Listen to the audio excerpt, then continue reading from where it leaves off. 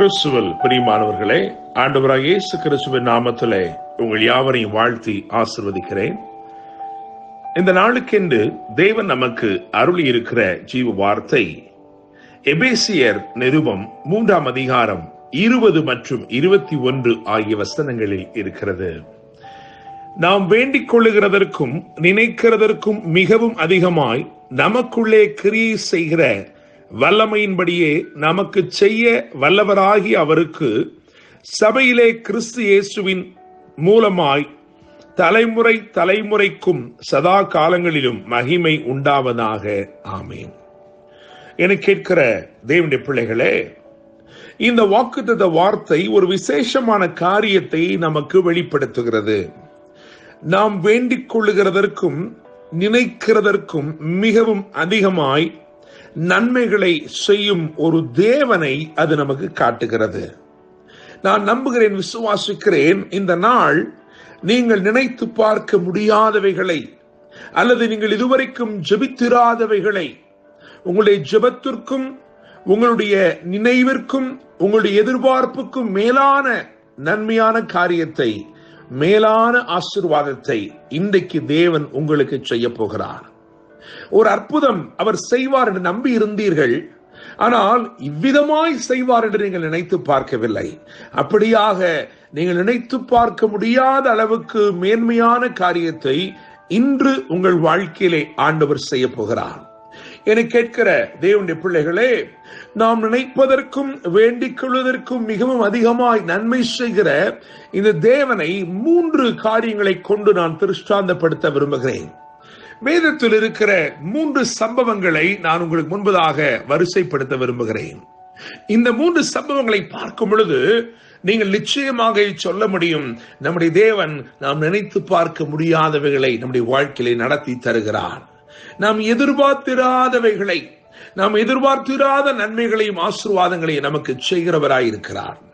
முதலாவதாக ஆதியாகமத்தின் புத்தகம் 48ஆம் அதிகாரம் 11ஆம் வசனத்தை பார்க்கும் பொழுது அங்கே யாக்கோபு என்னும் இஸ்ரவேல் யோசேப்பை பார்த்து சொல்கிறான், உன் முகத்தை காண்பேன் என்று நான் நினைக்கவில்லை, ஆனாலும் இதோ உன் சந்ததியையும் காணும்படி தேவன் எனக்கு அருள் செய்தார்.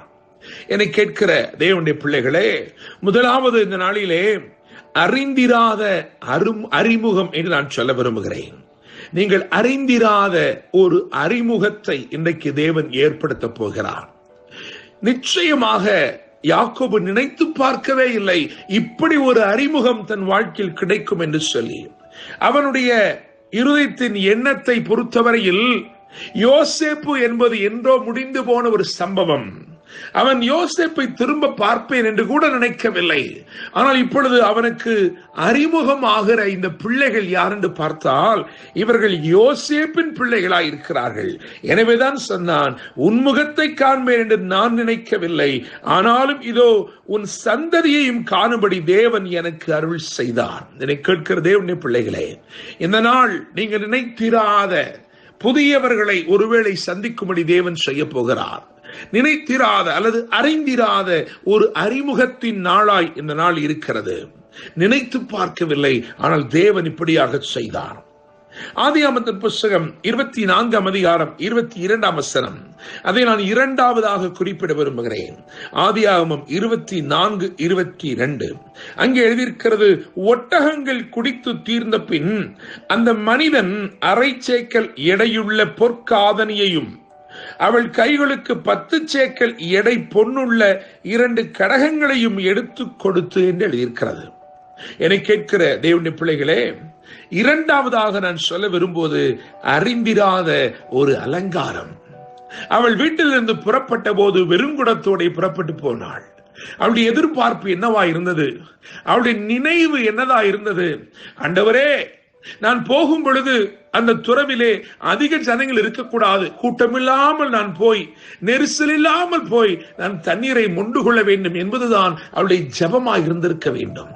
அவள் நினைத்ததற்கும் அவள் வேண்டிக் கொண்டதற்கும் அவள் எதிர்பார்ப்பதற்கும் மேலாக ஒரு ஆசீர்வாதமான அலங்காரத்தை தேவன் அவளுக்கென்று வைத்திருந்தார். ஒட்டகங்கள் குடித்து தீர்ந்த பின் என்று எழுதியிருக்கிறது. முதலாவது அந்த மனுஷன் குடித்தான். எலியேசர் குடித்தான். அது எளிதான காரியம். அதை தொடர்ந்து ஒட்டகங்கள் குடித்தது. அந்த ஒட்டகங்களுக்கு தண்ணீர் வார்க்கும் பொருட்டு அவள் துறவுக்கும் தொட்டிக்குமாக ஓடினாள். என்னை கேட்கிற தேவனுடைய பிள்ளையே, ஒருவேளை நீங்களும் இதுபோல தேவன் நிமித்தமாய், தேவனுக்காக அல்லது தேவ திட்டத்தில் நீங்கள் அமையும் பொருட்டு நீங்கள் ஓடிக்கொண்டிருக்கலாம்.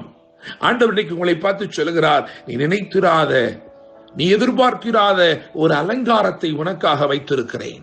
என்னை கேட்கிற தேவனுடைய பிள்ளைகளே, அவள் வீட்டுக்கு திரும்பின பொழுது அவள் வீட்டார் அவளை நிறைகுடத்தோடு வருவாள் என்றுதான் நினைத்தார்கள்.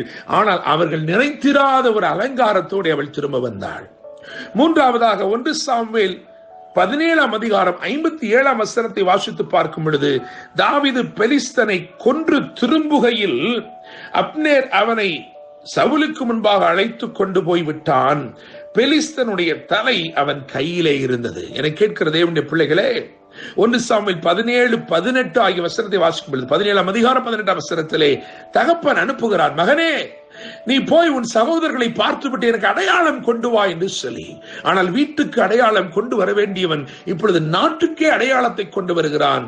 அவன் அறிந்திராத ஒரு அடையாளம், அவன் அறிந்திராத ஒரு வெற்றியின் அடையாளத்தை கொண்டு வருகிறான். என கேட்கிற தேவனுடைய பிள்ளைகளே, இவர்கள் வாழ்க்கையிலே இவர்கள் நினைப்பதற்கும் இவர்கள் வேண்டிக் கொள்வதற்கும் மிகவும் அதிகமாய் தேவன் கிரியை செய்தார். நான் நம்புகிறேன், விசுவாசிக்கிறேன், இந்த நாள் உங்கள் வாழ்க்கையிலே நீங்கள் நினைத்திருப்பதற்கும் நீங்கள் வேண்டிக் கொண்டதற்கும் நீங்கள் எதிர்பார்ப்பதற்கும் மேலான கிரியைகளை இன்று கர்த்தர் உங்களுக்கு செய்து உங்களை ஆசீர்வதித்து மேன்மைப்படுத்தி உயர்த்த போகிறார். நிச்சயமாய் கர்த்தர் தாமே இந்த வார்த்தைகள் மூலமாக உங்களை ஆசீர்வதிப்பாராக. என்று அன்புடன் pastor Daniel Moses. God bless you.